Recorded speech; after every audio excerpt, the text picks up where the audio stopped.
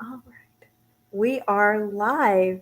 Hello, everybody. Thank you for joining us for another Indie Author Live Chat. I am here today with Christopher Russell, who's an award winning fantasy author. Thank you so much for joining us today, Christopher. How are you doing?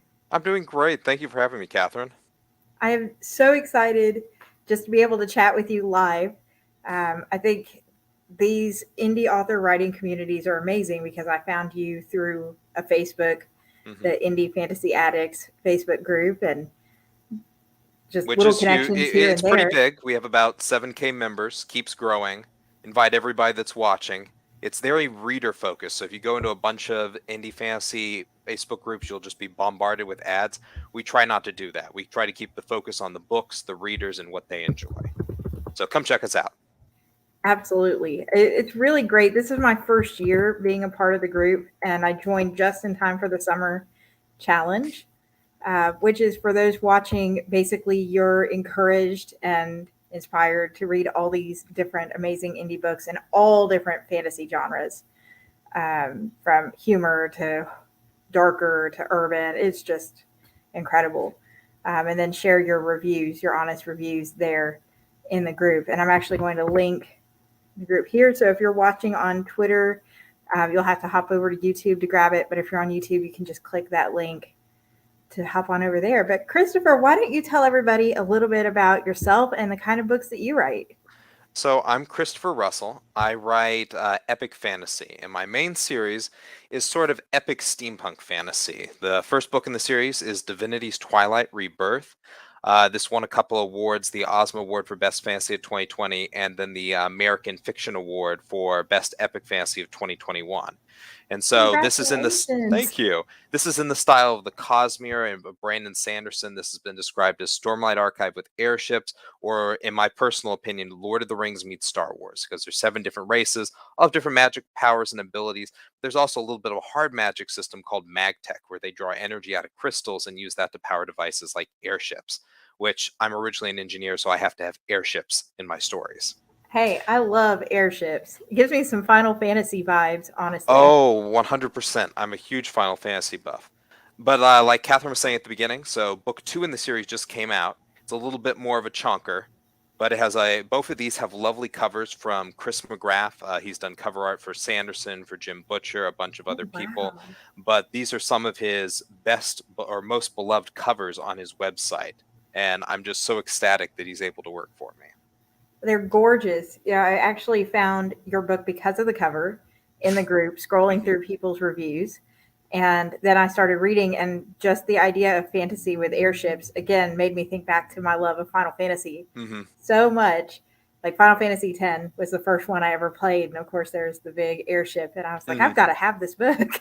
So, funny story. I did an interview with, I'm going to get his last name wrong, Joshua Pantelescara. We had a Twitch live that was last Thursday, was the day after my launch. And we ended up, he found out that I like JRPGs and Final Fantasy and everything. And we spent the entire time talking about Final Fantasy and JRPGs. Yes. So if we But want to no, know more no, about your love, we need to yes. go So, find that so interview. my first Final Fantasy game was Final Fantasy 12. Oh, And my nice. story behind that was it was a greatest hits edition.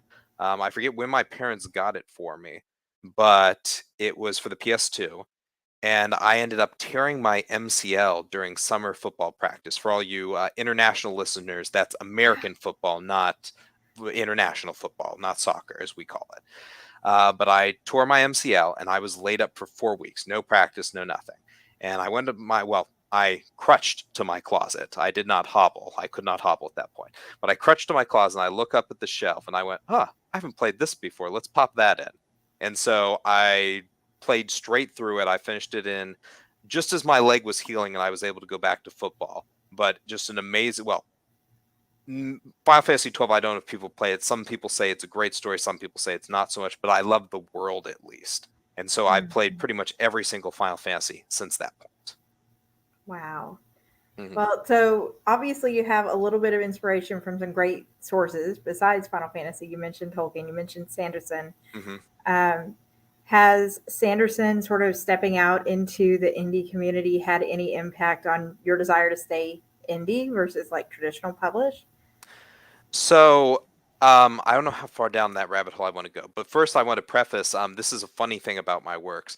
I did not read anything of Sanderson's until 2019, but I've since devoured the whole Cosmere. But I wrote book one of my book before ever reading any Sanderson.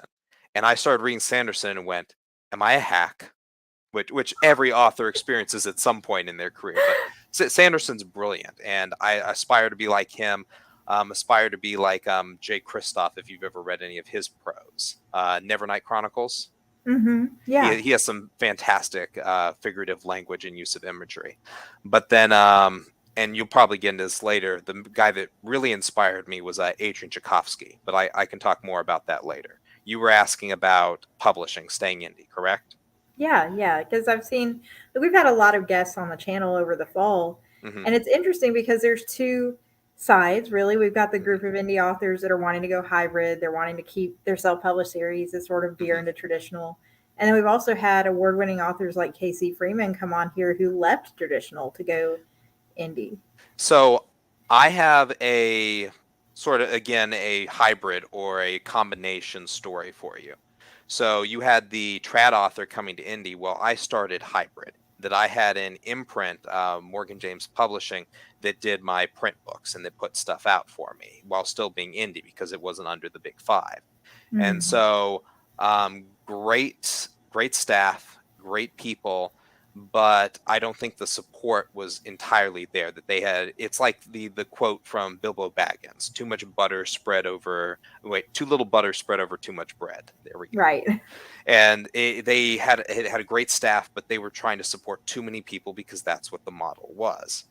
And I decided, well, I can do all these things better. I was already sourcing my own covers, I was already sourcing my own editor, all these different things. And I decided, well, I've met great people like Allegra Pescatore, if you've ever known her, if you know her, the Last Gift series, Angel Hayes, Rachel Coleman, all the other IFA admins.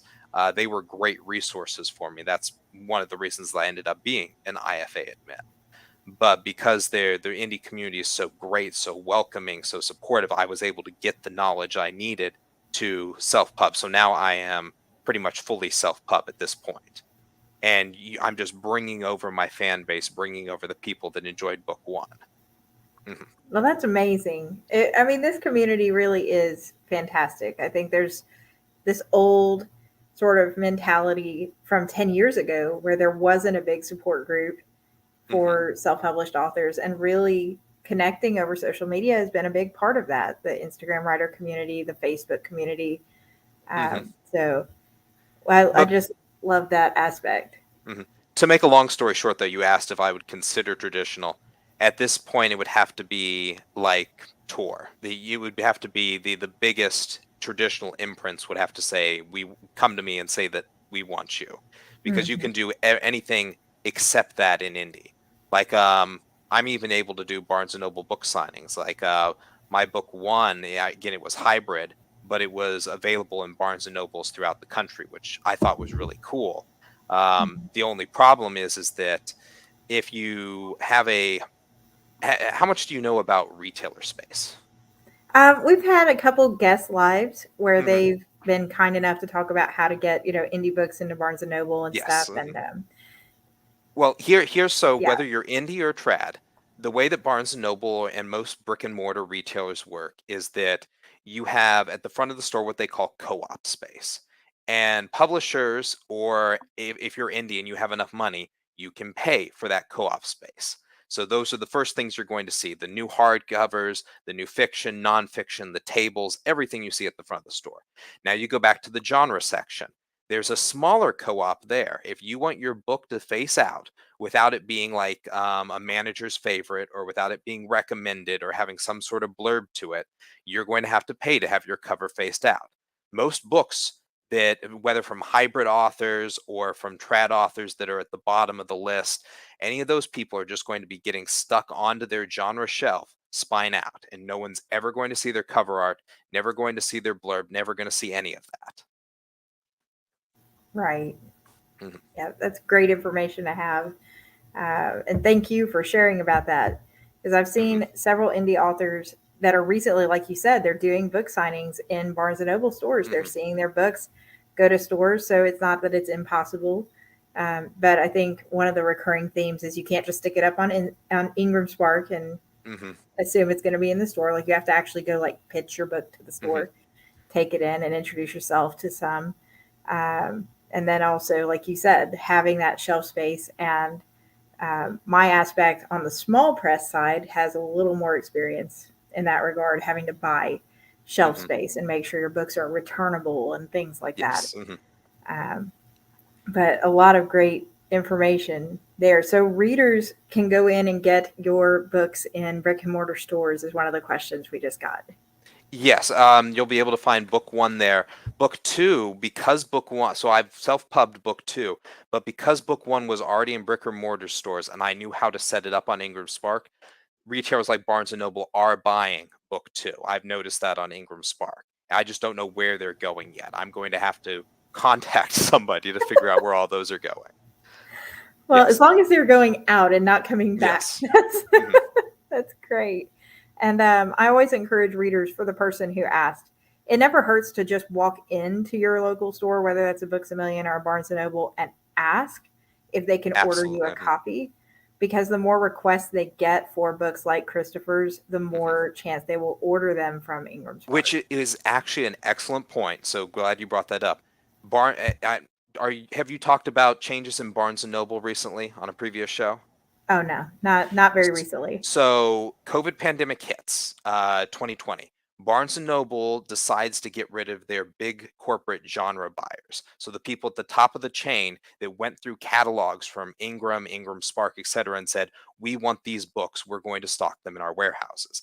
They got rid of those guys. They sent the decision down the ladder to the individual store managers. So if you go into your store and you say, "I'm a local author that I have this book, I have professional cover, it doesn't look like what people considered self pub from 10 years ago because self pubs come a long way. It often looks better with cover art and everything than traditional, in my opinion. But you go and show them that you have a professional product, and they will happily stock your book because they're looking for what are people in my direct area going to buy? How can I differentiate myself from, yes, my friends, but also my competitors that are running the other stores? Because it is now in the hands of the managers to ensure that the different genre sections of their stores succeed. Right. Mhm. Yes. So go in and ask, Mhm. and then also on libraries too, Mhm. which is tied into that. If you go in and search for a book on the library system, I've heard that after so many number of searches, some of those systems will auto order those books. So Mhm. yeah, it never hurts to just go in and ask. I've actually had several authors like Eileen Mueller who I've been into my store and been like, I want their book. And instead of hopping on to a popular paperback reseller, Mhm. go in and say, hey, I want a paperback copy of this book. Can you guys get it? Which it's great because we have a forum in Amazon, but like Brandon Sanderson with his Kickstarter, he was worried that Amazon isn't always going to be there. So if you can Mhm. go into your local mom and pop shop, if you can go into your library and ensure that there's other avenues to get these books, that's great. Yes. Mhm. So, Christopher, how did you get into writing? Have you always written, like we've heard authors say, maybe they got into fan fiction, and I know you have the fandoms you love? Mhm.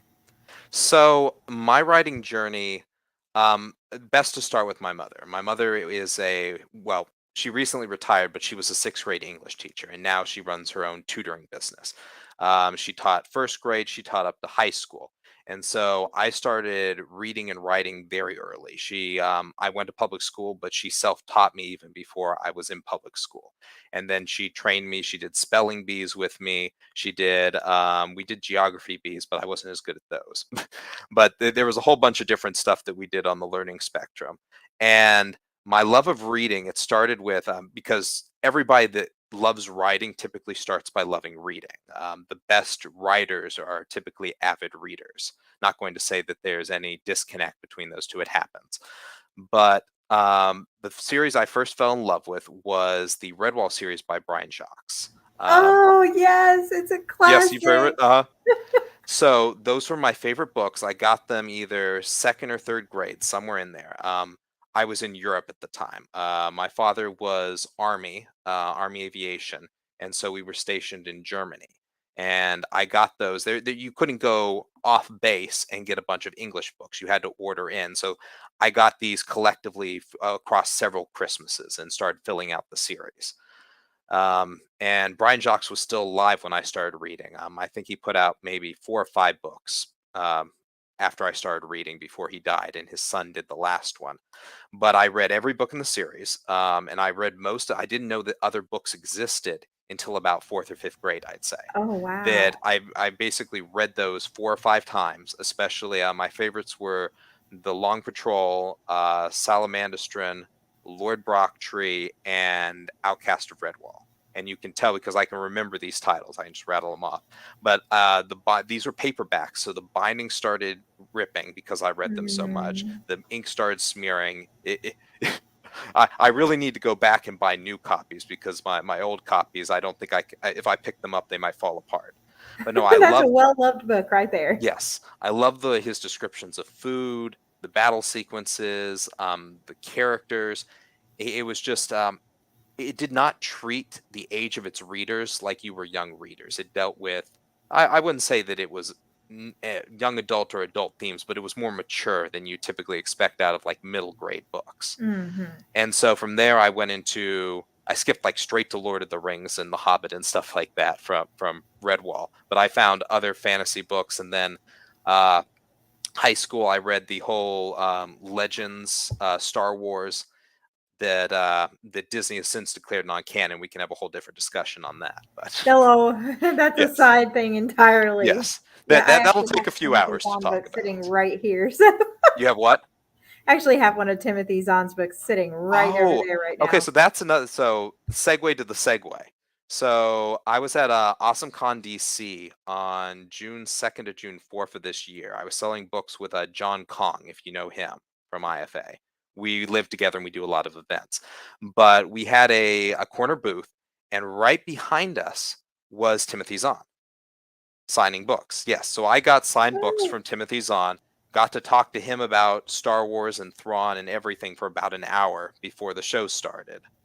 But no, that was a really cool experience, getting to meet one of my literary heroes. So him and Adrian Tchaikovsky were probably 2 of my biggest influences.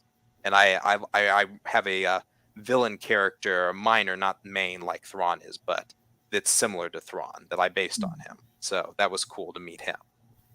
That's amazing. Wow. So does it feel weird now being an author and having your own books and like sitting as an author with people right around you that you've adored all these years?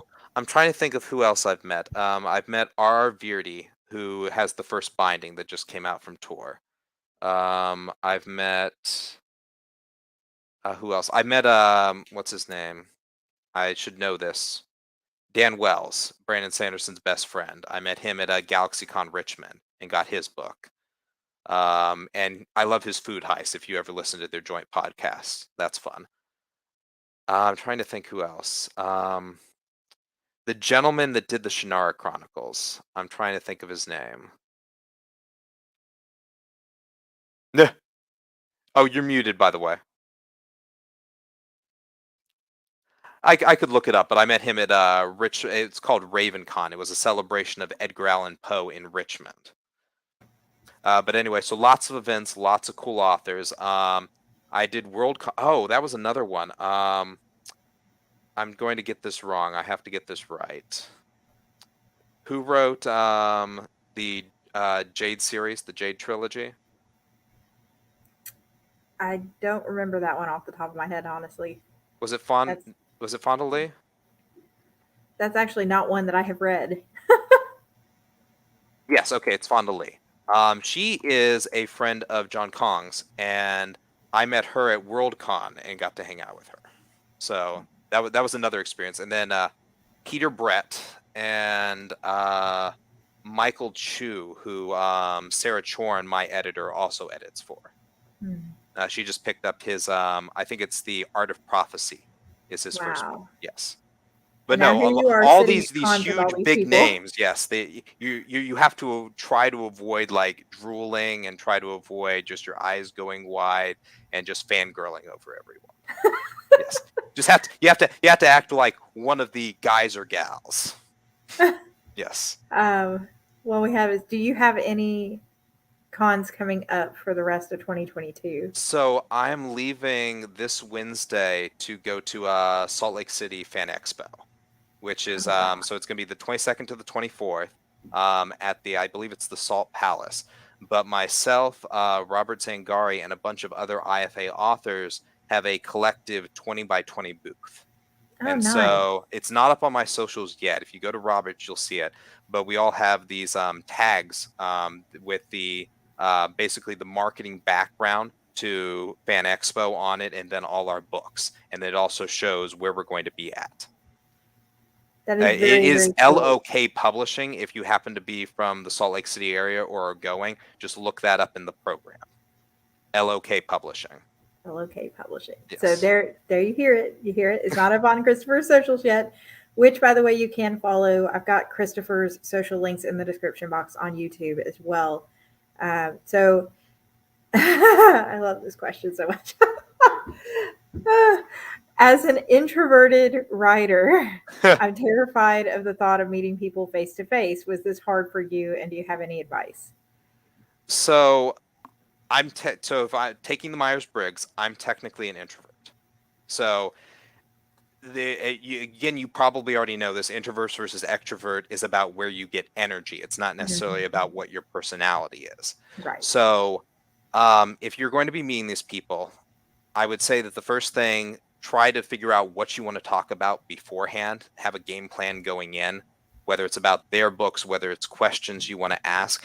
And remember, these are people just like you, that at some point they were where you are. And if you're a writer, so 5 years ago, I was where you were at, that I hadn't gotten all the marketing knowledge, all the storytelling know-how, everything, that this is something that's built over time.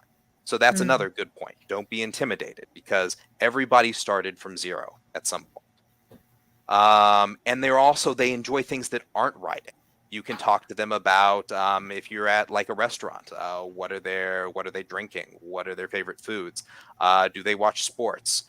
How are their kids doing? There's a whole bunch of different stuff, because again, human beings, they don't go back to their basements and fall asleep in a coffin and wait until they, like Sanderson popping out of his coffin to write his next book.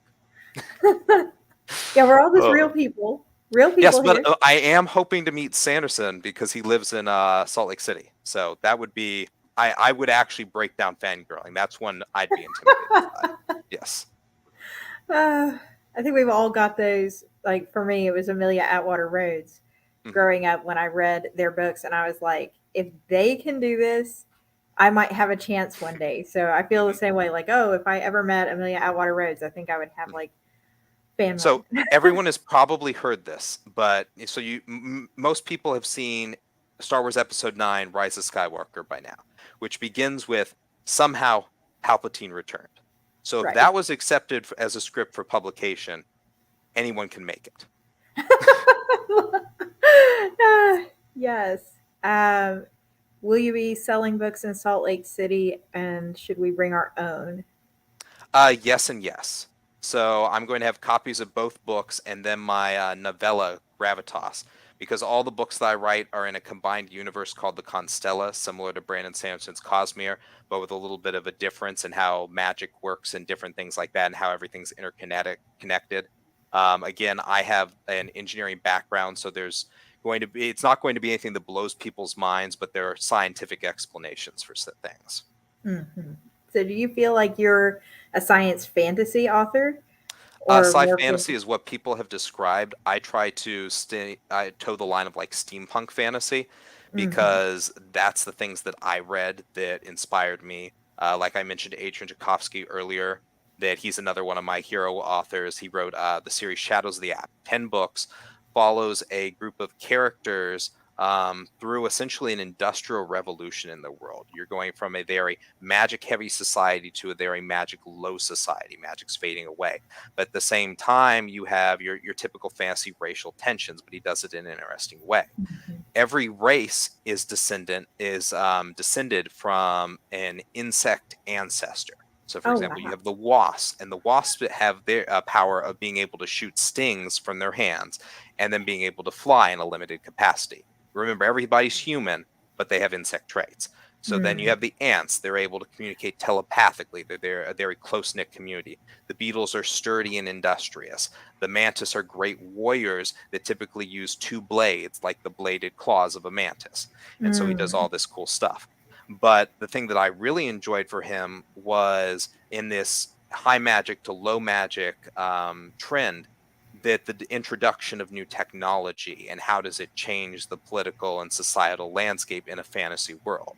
Because you can go in as an author, do a lot of research on how that happened in reality and look at different time periods. But it's cool seeing it done in a second world scenario, because that's what you want to do yourself.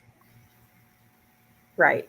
And steampunk fantasy is a genre for those who are newer. Yes. I know a lot of times, like Matthew Romeo said yesterday, really only other writer readers tend to get bogged down in like the small. Yep. Small. So big notice, epic fantasy. That's the general trend. Epic fantasy, and if you're looking at the tech level in this world, it's going to be late 19th century, early 20th century. Like my airships, I like to view them as like World War I battleships, but flying in the air. And then people in my world also, so that's the hard magic, the tech. There's also a little bit softer magic involving a particle called Manair that's in people's blood. And that manifests in different kind of magics, like elemental magic, magnetism magic, song magic. There's 10 different schools of magic, and they have different things, but not going to get too deep into the weeds. You can talk about world building. You have to read the books. Go read the books. Yes. Yes. And airships in fantasy. I love it. It's a match made in heaven. Who was the easiest to write character, and who was the hardest, and why? In my books? Yes. So the easiest to write character is probably Mateo. If you've read the books, he's sort of the cinnamon roll of the group. There's a group of 8 cadets. They're the main characters. And I think only 3 or 4 of the cadets get POV in the first book. As the series progresses, we get into the backstory and the trauma, tragedies of everybody else's lives. But I focus on just 3 or 4 in book 1. But Mateo's the cinnamon roll. He has bedraggled hair.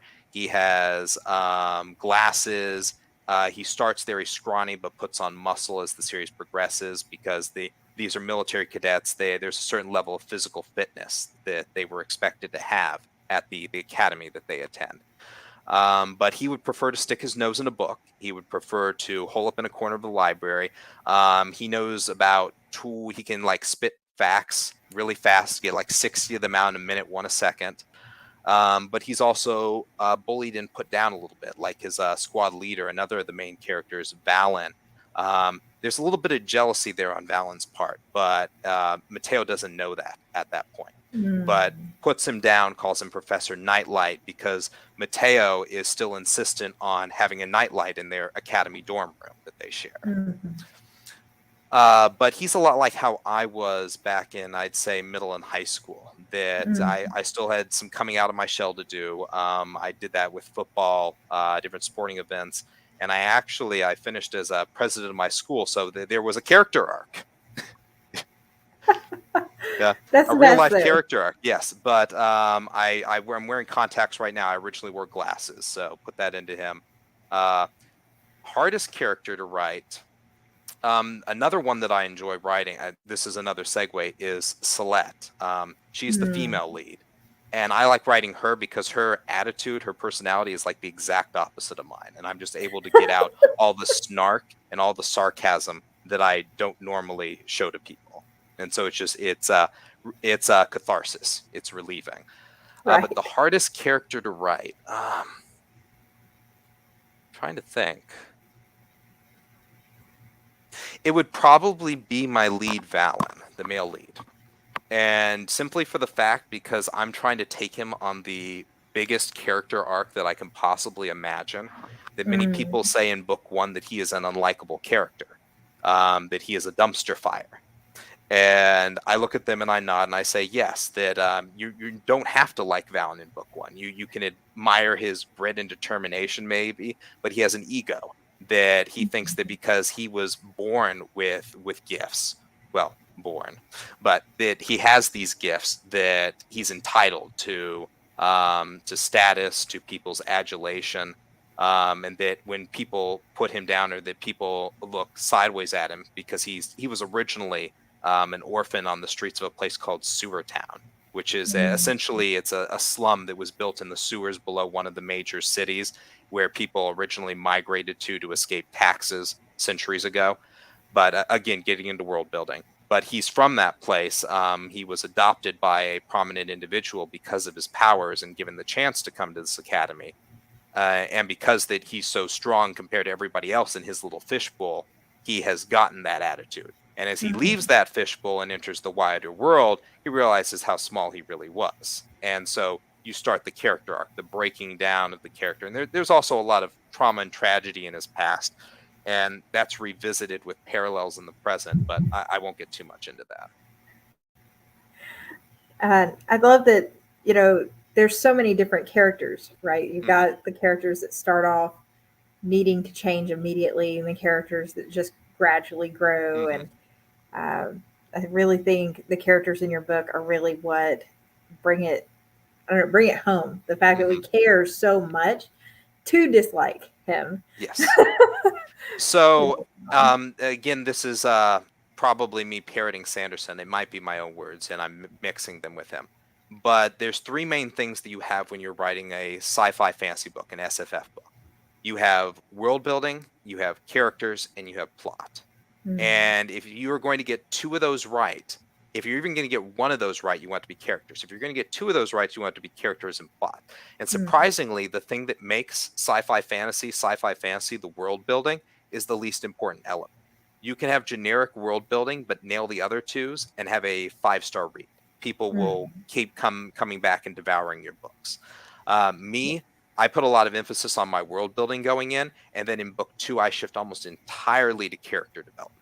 The Wow. plot is still moving along, but all early reviews for book 2 have been great. But everybody's saying that, man, I really enjoyed the character development, all these new characters, side characters that we met. This was so cool. I would die for these characters. That's always a good one. Yes. I think that leads to this next question, and this will probably be the last one because I know we're running short on time. Is what is the length that you think the series is going to go? Because you just released book two. Yes. Congratulations, by the Thank way. you. So what I'm planning is 6 books in the Divinity's Twilight series. Then it is going to do a time skip. That'll be a definitive conclusion, like Stormlight 5. For those of you who are familiar with Brandon Sanderson, there's a cutoff. And then there's going to be a time skip of a couple decades, and then it's going to get a new series title, so to speak, still being the continuation of the story. And then there's going to be a concluding trilogy, give or take. Mhm. So 6 to 7 books in Divinity's Twilight. I'm allowing myself a book of wiggle room just because you don't know exactly. I'm able to estimate. I have a skeleton of the entire plot, but there, as you expand things, you figure out, well, I need these characters to go and do this thing in this place for it to make narrative sense, or I need to expand this character's role in order to plug these plot holes or something like that. Mm, That it's always good to give, if you're a writer, to give yourself some wiggle room in your release schedule. mm. Like again, going back to Brandon Sanderson, if you know anything about his Mistborn books, that the Mistborn Era 2 was supposed to be like one book, that he was going to write a single standalone, just play around with it, and then skip forward to Mistborn Era 3. Well, Mm. we're about to get Mistborn, we're about to get book 4 in Mistborn Era 2. Right. So he ended up giving himself like 3 or 4 books of wiggle room. The story dictates what it needs. Yes. And then, okay, we'll let this one be the last one. Do you teach writing courses or do you mentor writers? I have not done either, but my inbox, my email, everything's always open. People can send me messages. So I have a day job. My day job is that I am a design engineer for a government contractor. So I work on Wow. aircraft like Blackhawks and different things like that. But then I write in the evenings, write on the weekends, things like that. But I'd be amenable to, as I gain more experience, write more books, to starting a teaching program of some sort. Because Mm, I find that as you teach, like even on this interview, as you teach and talk about it, you submit your process, mm, like how you do outlining if you're an outliner, could get into the weeds on outliner versus architect, and outliner and architect are the same thing. Outliner versus pantser. Mm-hmm. But so there's a bunch of different things in knowing yourself as a writer, and you gain a lot of information that you don't even realize you have, and you can just spurt it out. You can regurgitate it without having notes in front of you. Mm-hmm. Yes. So yeah, as I said, all of Christopher's links are in the description box. Feel free to give him a follow, and it should have Facebook and his website too. So yes, Instagram, Facebook, just send me a DM, anything if you're curious. yes, and just following you in general, you have a lot of great content, and your books are fantastic. I'm only partway into the first book, so I can't like spoil anything for anybody, but it is it's been a really good read so far. And so for everybody, again, that was book 1, Rebirth, and then book 2, Remnant. So just look for the red cover and the blue cover. And those wings, I love them. Yes.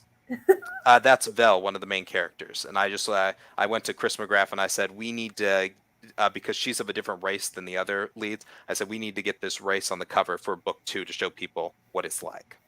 Very dragony wings. Draconic. Yes. Mm. Well, thank you so much, Christopher, for taking the time to join us. This was, I can't even speak. It was incredible. Well, thank you, Katherine. I enjoyed talking. And thank you to everyone in the audience for watching. Yes, thank you for watching on Twitter and on YouTube. If you're watching the replay and you have questions, drop them in the comments. I will get them over to Christopher afterward. We have 2 surprise authors coming up on the 21st. Another one, hint, is also in the IFA Facebook group. So you'll get to hear a little bit from them. So subscribe to my channel if you would like to see more indie author live chats. Thanks so much, everybody.